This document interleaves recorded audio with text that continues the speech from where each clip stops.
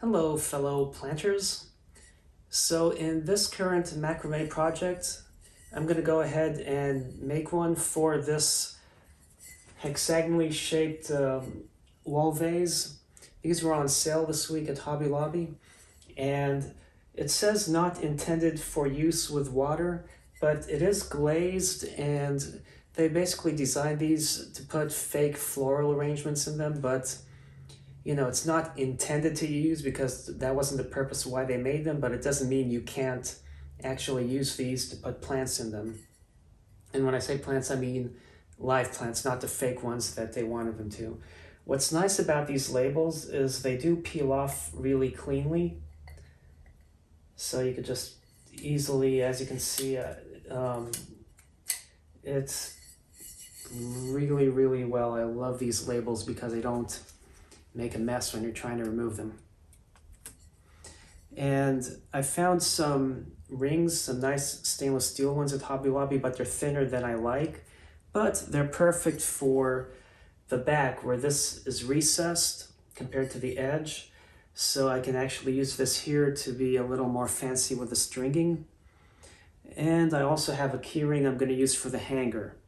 If I use the D-ring, I'm not going to really, the way I'm designing it, I'm not going to really have, I need one that's half as wide, so that's one reason why I'll use the key ring instead. Because this way the string will condense versus here, it could all lean to one side and make this look floppy. So now let me cut some string and we'll get started with this project. So I bought some fabric that's really white, but it's synthetic, unlike the cotton ones.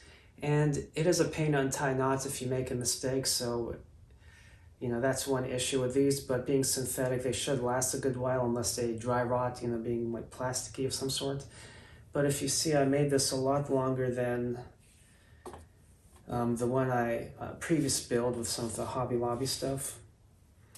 And I'm gonna get this to the center. There we go. I'm going to run this loop through here, run this loop through there. Okay. So I strung it through. I know it's a little off camera, but that's how I have this on the back side. And what's nice about this is if you look at this, this is roughly in the middle right there, which is excellent. So this is the right diameter for this project. And the front, that's how it looks. You can always add an extra nail here on the wall for extra support to keep this flat versus leaning. And then looking at this, it's almost lined up. I like it like that. So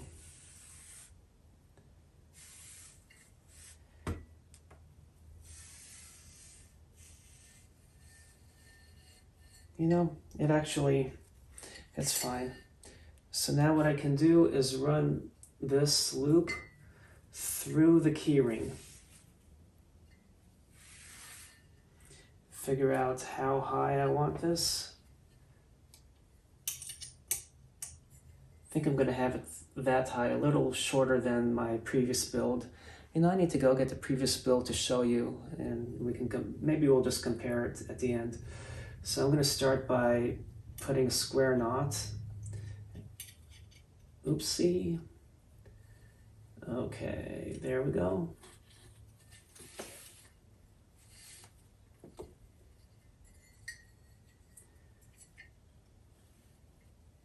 I want it about that high, so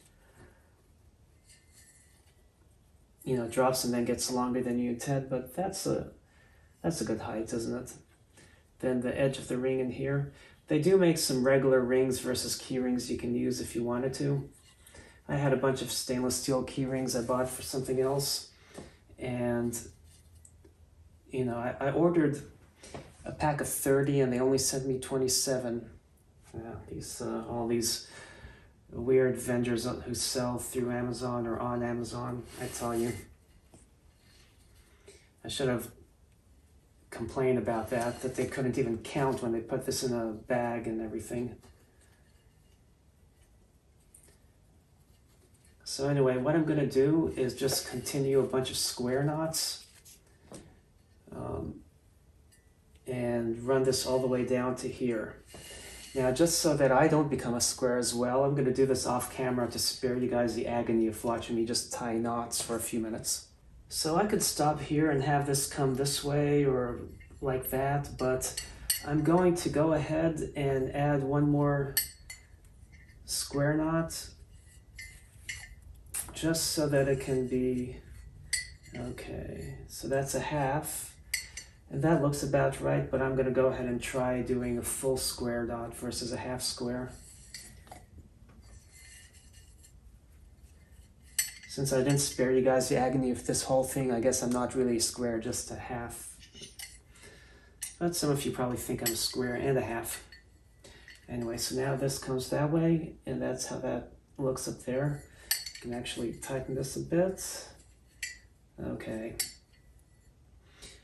So now we have this, and what I can do is loop this through here, and loop that through there.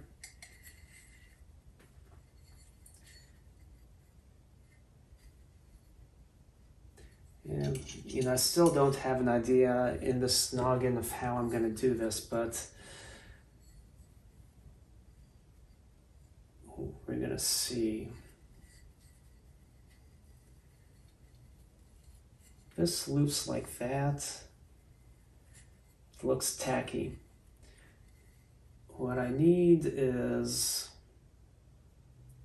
more cording. So,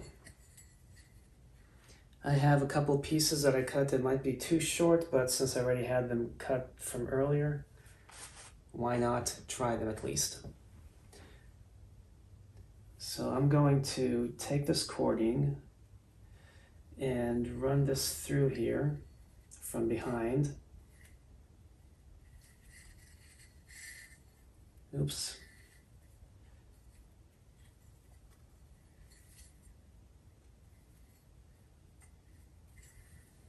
And then make sure they're equally lengthed, so there we go. Okay, now if I take two this way and two that way, I can go ahead and start a square knot in the middle if possible. So let me try. It's a little tricky doing it suspended on this versus on a flat surface, but just for me not to readjust the L camera, I'm trying. Now, one thing to note is these are going to be a little too short, but at least I'll see if this works or not before I start cutting more string.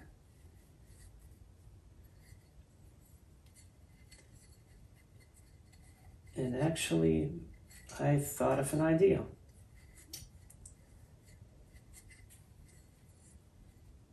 If this,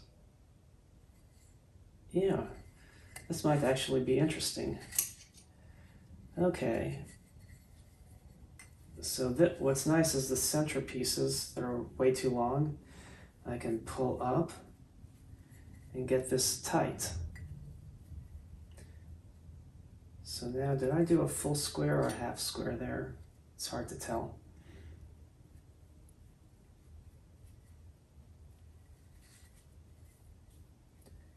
So we'll see.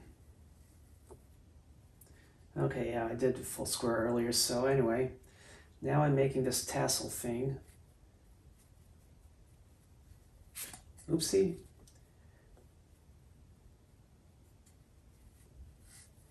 Go figure, the center is too long and the sides are too short. So anyway, I'm not going to have enough. Actually, this will be interesting. Let me just do one more there.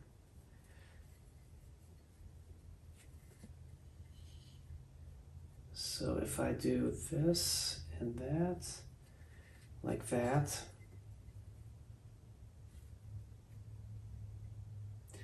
Yeah. So now these two pieces,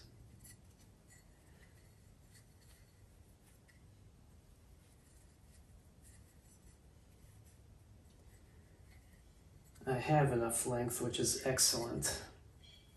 I'm going to loop them from behind, from underneath, but not on the same side. What's going on here? There.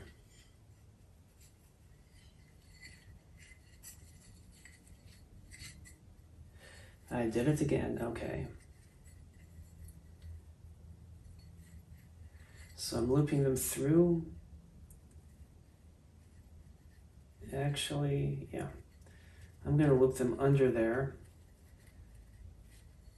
And now when I tie a knot, it's not moving anywhere. So I don't have enough slack, but hopefully I can still tie the knot. If you look at this, I actually need to raise this up a little if I can, just to be more centered,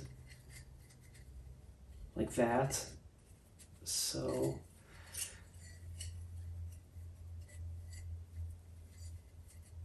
there.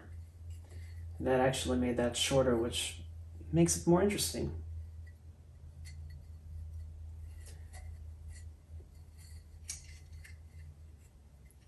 Okay.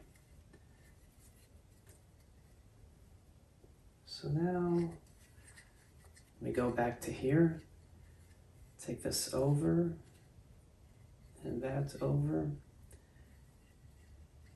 then under the other one,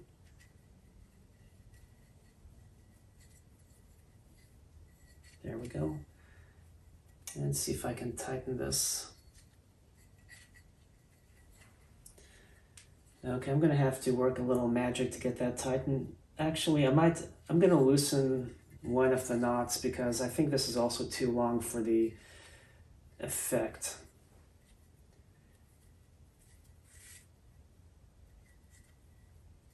And that will give me a little extra length to tie the knot in the back. And it still looks good. Yay. Okay. So I looped them up, then I tucked them under the other one. I pull to make sure it's tight. And tie the knot. Okay, so now let's take a gander. And that's how it looks on the front, with the tassel hanging down. So I can now take this, like that. Wow, that actually, I like it. So now I'm going to take this, loop it from underneath, and take that, and do the same, follow suit.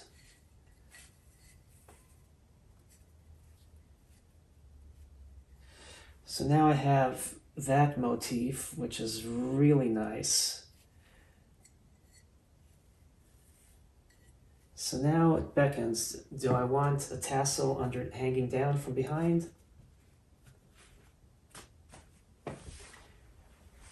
Not too shabby, is it? I think I might want a tassel hanging down. Or should I just have it nice and clean? Maybe I'll do it nice and clean. Everybody has things dangling underneath with their macrames, and at least this way it will be a little different. So let me tie this, and then I'll cut the extra length and use that for some other project, and I'll be good to go. But that's, wow. So now let's see how I'm going to do that. I'm going to tuck it in from underneath again, like I did the other. And tie it.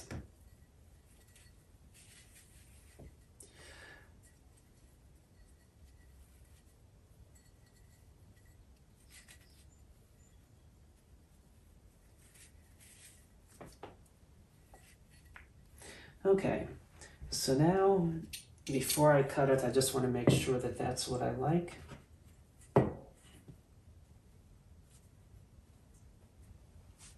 Yeah, okay. So now the skizzers, some people call them scissors. So I'm just going to go ahead and snip. And then these extras I can just tuck behind. Now I'm going to cut them out, just make this nice and clean. See how I can snip this without snipping too much. I guess I could always burn the tips because this is like a plastic fiber. Anyway, now this is how it looks. And then you can always add a nail there to give it extra stability. So anyway, I did promise you guys one more thing though. So let me go get something else and you'll get to see. Okay, so earlier in this video, I promised you guys that I'll show you guys the one I made a few minutes ago. And here it is. And then here's the one I just made. And they're both not too shabby. And what's nice is these builds look fancy. So if you're making these for profit versus for fun, they look fancy. So, you know, you could charge a good amount for it or a decent price, and they take very little time compared to a lot of other macrame builds. So anyway, I hope you enjoyed this video. Thanks for watching and happy planting.